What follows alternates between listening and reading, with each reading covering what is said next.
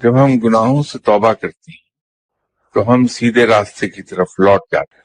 اسی لیے گناہوں سے آئندہ کے لیے رک جانے کو اور گناہوں سے معافی مانگ لینے توبہ کا نام دیا گیا کہ انسان ایسی چیزوں سے جو اللہ نے منع کی ہیں ان سے لوٹ جاتا ہے تو یوں اس فعل کا نام توبہ پڑ گیا. ایسے کاموں سے جو اللہ کو پسند نہیں ہیں، جو ہمیں اللہ سے اور جنت سے دور لے جاتی ہیں، ان سے معافی مانگ کر ان سے اجتناب کرنا توبہ کہلاتا. توبہ کا ایک اور درجہ ہے جو بہت اعلیٰ درجہ ہے، وہ ہے توبۃ النصوح.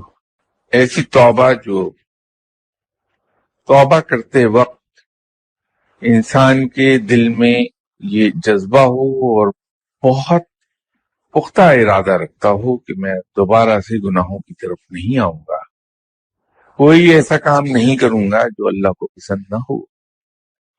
وہ توبۃ النصوح کہلائے گا.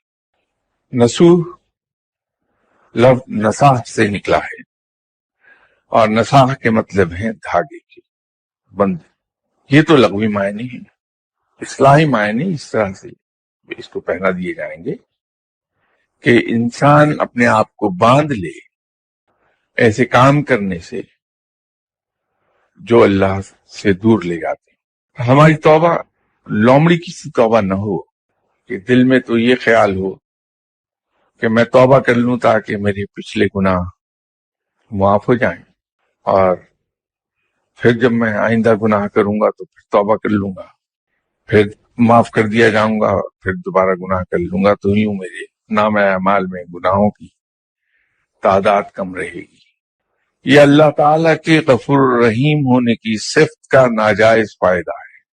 ایسی توبہ کو بجائے اس کے کہ ہمیں اللہ کے غضب سے بچائے، اس کی ناراضگی کا سبب بن جائے گی کہ ہم رب تعالیٰ کے ساتھ ہوشیار بننے کی کوشش کر رہے ہیں.